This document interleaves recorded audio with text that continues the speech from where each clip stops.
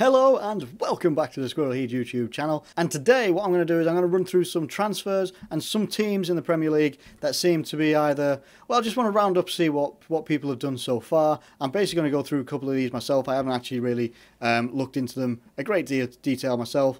You've got, obviously, now looking at Arsenal. First of all, obviously their big one that they brought in, Granit Xhaka. Since then, they've only brought in Rob Holding and Takuma Asano.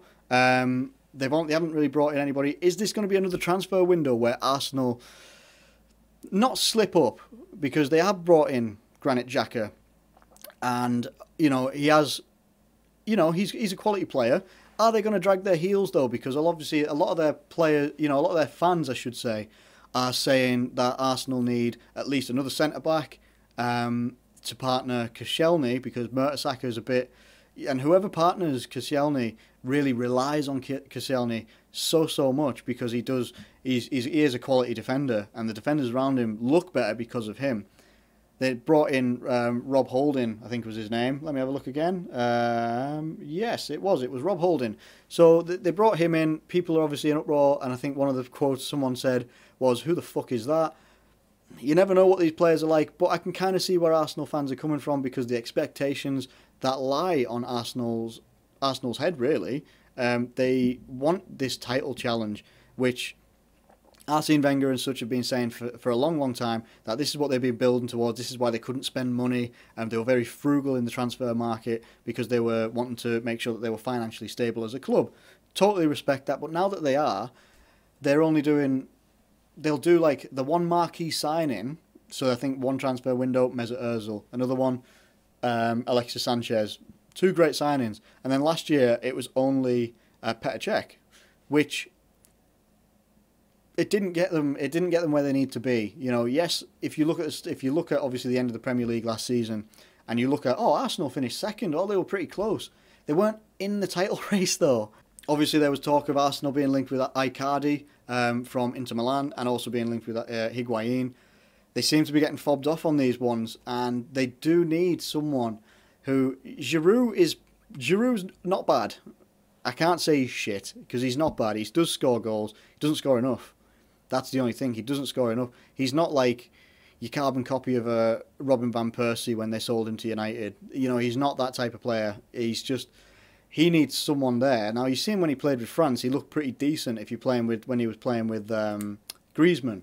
Griezmann alongside him. So they need someone up that front line, because they've got quality in that midfield, quality in Alexis Sanchez as well, who can provide and obviously score shitloads of goals when he's on form. He sometimes struggles with form, especially after tournaments and such like that. You never know. It's been a tournament year.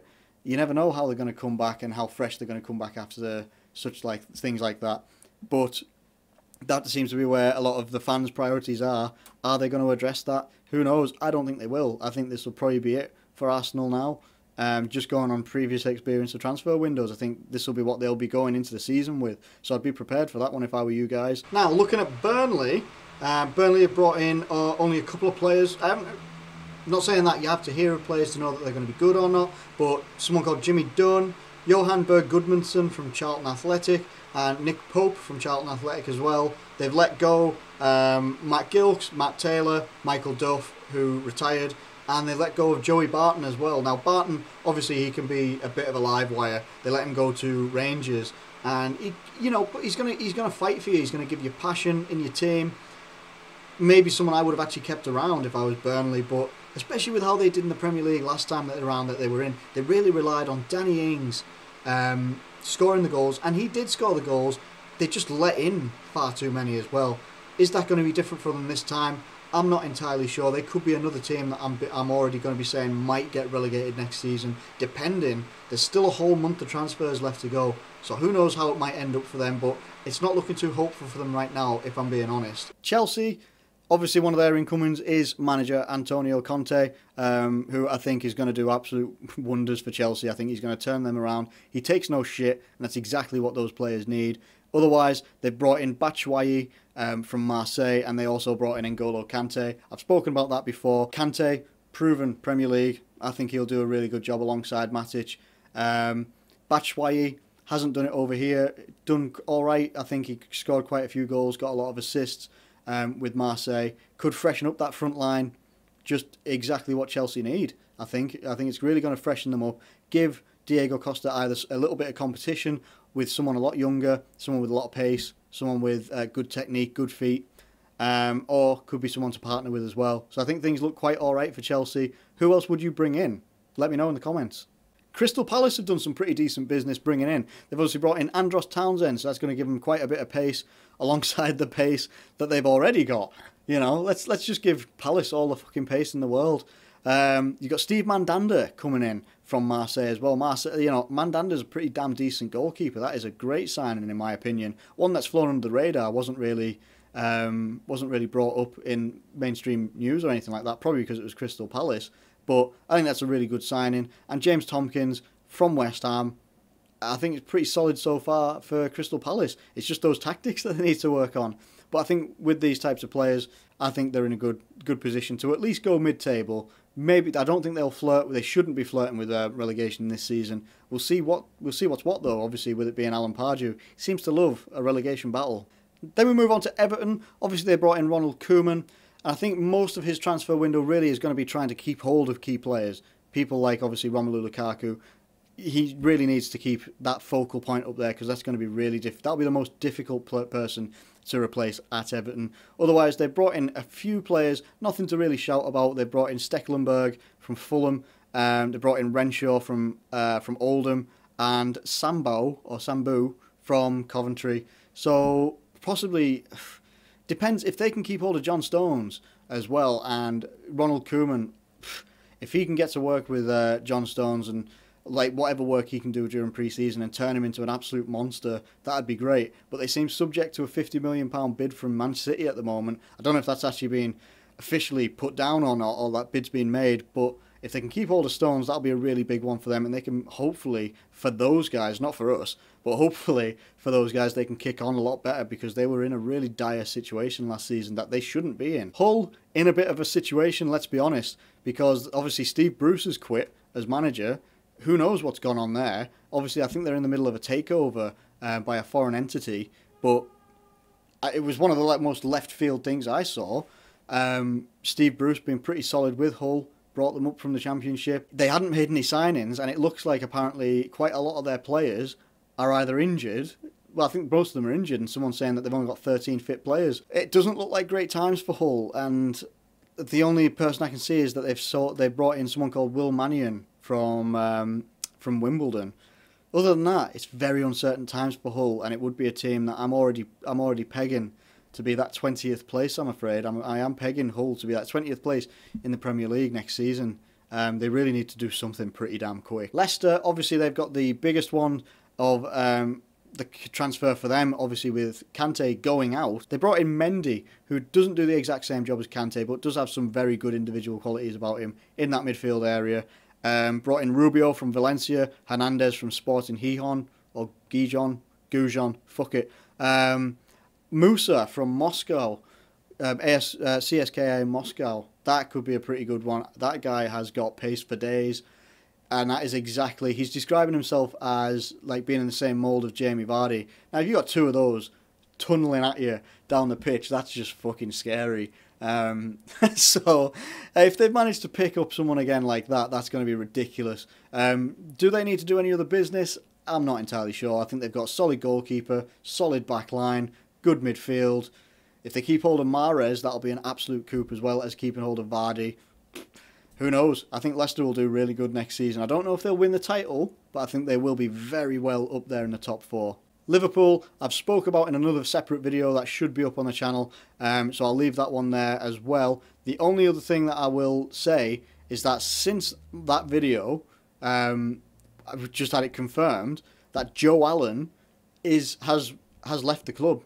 So Joe Allen is no longer a Liverpool player. All the best, Joe Allen. I got nothing against you. It didn't happen for you at Liverpool, but he showed flashes of brilliance with Liverpool, mainly showed it with Wales as well, showed some great potential. All the best to the guy. Moving on to Manchester City, Pep Guardiola obviously coming in as manager. Very, very good appointment in manager. Then obviously one of the first players that they brought in was Ilkay Gundogan from Borussia Dortmund. brilliant signing. I think they only paid 21 million or something like that for Gundogan. Brilliant business. Nolito coming in, wanted to play for Pep Guardiola, and then Zinchenko, who I've never heard of before. But I think they've done some solid business. They've got an extremely talented team, as it is anyway, with the likes of De Bruyne and Aguero already in there. Yaya Toure looking like he's going to stick around. They've got an extremely talented team. I think they don't really need to make a great deal of signings.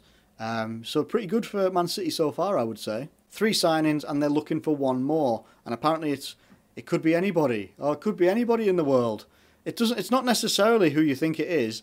Fuck off. Come on. Right, they've signed Bailey. I'm calling him Bailey because people are calling him Bay. I don't know what his name is. Who people are saying pretty solid centre-back. Zlatan Ibrahimovic. I don't need to say anything about Ibrahimovic. You know, what else could be said about the guy? You know, he's not going to be the king of Manchester. He's going to be God, apparently. And Mkhitaryan from Borussia Dortmund as well, who is a good signing in my opinion. They're looking for 1 more, and that 1 more could be the 105 or 120 million on Paul Pogba. Why are people in uproar about Man United wanting to pay that sort, like 100 million, 120 million for Paul Pogba? Because they need him. That's why. Man United have been documented by Man United fans themselves on YouTube channels and such like that. They've said themselves that they've been struggling for years since Paul Scholes, when it's ironic that it was Paul Scholes' unretirement that actually made him fuck off to Juventus in the first place. So, irony at its best, but it's someone that you look at their midfield, and they've got some talented players. I'm not slagging off United I'm not slagging off United players whatsoever. They've got some talented players. Juan Mata, Herrera, Schneiderlin. They have got a lot of talented players. The experience of Schweinsteiger, whatever's going to be happening with him this season. You take someone like Paul Pogba and slot it in that midfield, along with the players that they've signed already, Mkhitaryan, Ibrahimovic, alongside the players they already have, like Martial, Rooney to a lesser extent, but you never know how Mourinho's going to energise him. Who knows? That midfield I was just talking about. You put Pogba in that midfield in more maybe central, more attacking role. That's dangerous. That is fucking dangerous. It really, really is. Everyone's saying, I've said on the channel before that forget about transfer fees and money and such like that, because it doesn't matter. It really, really doesn't matter whatsoever. You know, at the end of the day, it's not my money, it's not your money, it's their money, and they can do what the fuck they want with it. They've got loads of it. They could probably buy him like 2 times over if they really, really wanted to or had to. Would it make sense? Of course it would make sense. Please, if you take Man United's team from last season, not the strongest team that they've ever had, and they still managed to finish 5th in the league. They still managed to finish 5th, while not, you know, adhering to the best tactics in the world under Louis van Gaal. You then take someone like Mourinho, who instantly, as soon as he's come in, Ibrahimovic, Mkhitaryan, and then he's wanting to bring in Paul Pogba. You take that 5th place and you make that at least 3rd.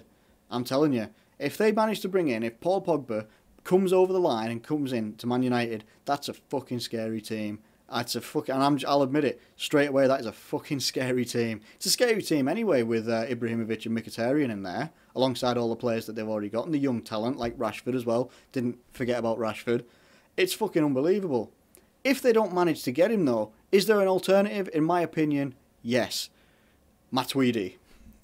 You bring in someone like Matuidi, who's going to cost you a fraction of the price. If you can get him from PSG, first of all, he's going to cost you a fraction of the price of Pogba, and will give you a lot of midfield steel, dynamism, pace, probably a couple of goals as well. Maybe not like Pogba, doesn't have that X factor that people always talk about with these sorts of players. He's one of the, and he's only, the thing is, if they do go with Pogba as well, he's 23 years old. He's 23 years old in a midfield position where he doesn't have to use pace. He's got at least 8 or 9 years in him if they manage, and they could totally build that team around Paul Pogba in that central focal point. It'd be ridiculous. I hope they don't get him, but if they do, fucking congratulations. Forget about the money. Forget about the money in any transfer. Money's ridiculous enough in football as it is. I've said so many times, don't need to say it again. Forget about the money, because if they pay that money and it turns out and they win the league, or they get Champions League places and win some cups or whatever, it's fucking worth it, isn't it? It's absolutely worth it. So everybody needs to stop against every single team that's going to be spending money this season, including us, Man City, Man United, everybody, right down to the bottom teams and stuff like that. Maybe not Hull, because they're not spending fuck all right now. But yeah, that's my thoughts on that anyway. I didn't really round that one out very well, did I? Right, we move on to Middlesbrough, and Middlesbrough brought in, most notably, they brought in Victor Valdez on a free from Man United, which is obviously some good experience for those guys coming in. They almost had Subotic from Dortmund, but it looks like he's ruled out for like all of 2016 with a rib injury, so that's a pretty unfortunate one for him and the club, because that would have been pretty good. I would have liked him at Liverpool as well. A couple of other guys from Ajax, Gijón and stuff like that. Alvaro Negredo on loan from Valencia as well. I'm not sure if that's actually been officially announced yet, but brilliant stuff for those guys. I'm a big fan of Negredo. When he was over here with Man City, he was an absolute destroyer in the first half of the season, petered out in the second half, but I think he'll do really well with Middlesbrough, to be honest. I think that's some good business they've done so far. Now we move on to Southampton, and they've made a couple of moves in. They brought Nathan Redmond in from Norwich, which will be that'll be pretty good for them moving forward, literally, in the team as well. They've obviously got a new manager in Claude Puel, or Puel. I'm going to say Puel because it looks like fuel with a P. And then Pierre-Emile Højbjerg from Bayern Munich as well. Not a player I know a great deal about. They've let a couple good lot of people go. Obviously, Victor Wanyama going to Tottenham. Come on to that later. Gaston Ramirez has been released. Mane, obviously, to Liverpool. Graziano Pell over to Chelsea. Graziano Pell over to China. So they've let quite a few people go. But Southampton have this friggin' mysterious thing of how they can let players go and they still do well the next season. I don't see that changing even under a new manager. So I think they'll probably do all right. I don't think they necessarily need to do a great deal more in the transfer market, in my opinion. Stoke, been a bit quiet in the transfer window. Only brought in someone called Sobi from Al Ahly for €6 million. Other than that, they've released Peter Odemwingie, the legend of transfer windows, and Steve Sidwell as well. And that's all the business they've done so far. Very talented squad. Just needs... Well, I don't know what it needs. What do you guys think it needs? Because I'm unsure. They've got, as I say, they've got a very talented squad in most areas. Pretty solid defensively. I'm not sure. Let me know what you guys think. Sunderland signings in jack shit. But they did bring in David Moyes. Now, bringing in David Moyes is brilliant. It's good to see David Moyes back in the Premier League anyway, for a start. He built up Everton. He can do the same with Sunderland, I think, now. I think the way that Sunderland finished under Sam Allardyce last season, that it can only go up for them, in my opinion. Now, we've seen this every single season when they've had a different manager and they go and do some transfer business and it falls flat on its ass. It won't happen under David Moyes, in my opinion. It just won't. He is so solid in his defensive organisation that I don't think they're going to be conceding goals. They've got talent up front, Jermaine Defoe, Jermaine Lens, to name a few. They've got talent up front that can score goals, create goals. Barini as well, shouldn't forget Barini. I think this could be the season where Sunderland actually start to build moving forward. Now, they haven't brought any transfers in. They've let a lot of deadwood go. Danny Graham, Stephen Fletcher, Wes Brown, Giaccherini, who had a good Euros, has been snapped up and he's off to Napoli. So it's one of those. I think Sunderland, I don't anticipate under David Moyes that they will be fighting relegation this season. I think that they could have a very good shout at maybe being just below that mid-table, maybe 12th position, 11th position, something like that, and then they keep building and building. But obviously the competitiveness of the Premier League, who the fuck knows what's going to happen next season. Swansea, they brought in Leroy Fer, so they're making sure that with their transfer business, they are guaranteeing themselves at least one 35-yard goal in this season. They brought in Tyler Reid from Man United, and they brought in Byers from Watford, Birighetti from Newcastle Jets, and Van der Hoorn from Ajax. I am shit with foreign names, if you haven't realised this by now. They've let a good few people go. Adair, obviously, they've let him go even after his goal at the Euros. Maybe that was before. Do they regret it? Probably not. They've let a good few people go. Swansea, been one of those teams that they've stuck around the Premier League for a couple of seasons now. Can they kick on and get into that top half? I'm not entirely sure. I think they could probably sit around 10th maybe this season. Maybe it depends on the transfer business they do from now until the end of August. We'll see what happens with Swansea. Tottenham have only brought in 2 signings, Victor Wanyama and Janssen. Now, Janssen comes from AZ over in the Dutch League. Scored I think he scored over 20 goals last season for them. We've seen it in the Premier League, though, that how it doesn't always translate. But who knows? Could be one of those guys comes in and absolutely smashes it off the park. And it's good for them to have a striker that's actually going to maybe come in and give Harry Kane some competition or some support. Who knows? Victor Wanyama can be a brick wall in midfield, can also guarantee you a couple of red cards in a season. Who knows how that one will work out. Some good business by Tottenham. They've got solid defensively. In fact, I don't think they really needed a great deal many players. But more mentality, obviously, towards the end of the season. Everyone was saying last season Leicester were going to bottle it, and they didn't. Unfortunately, Tottenham did, and they capitulated and went down to 3rd in the league, finishing there after their 5-1 destruction against Newcastle. Never saw that coming in a million years. But they've got to try and kick on this season. Maybe a couple more signings here or there. I'm not entirely sure. They could be all right as they are. Watford have obviously brought in a new manager, Walter Mazzari. He's brought in Jerome Sinclair from Liverpool. Brought in, I can't say that name, Cabasel from Genk. Isaac Success. Awesome name. Can he bring that success off his back onto the pitch? Who knows? Zuniga from Napoli and JJ from Marseille. That's another awesome name as well. Had a couple of outgoings and stuff like that. But under a new manager, I always thought that their previous manager, and I can't for the fucking life of me remember his friggin' name right now, Flores. I always thought under him they looked pretty solid. They looked pretty good. Looked very good moving forward. And then the club weren't happy with it, having just come up from the Championship. It was as if they were expecting him to go, right, can you please get us into Champions League, mate, and we might keep you on. Looked very harsh for me, but who knows?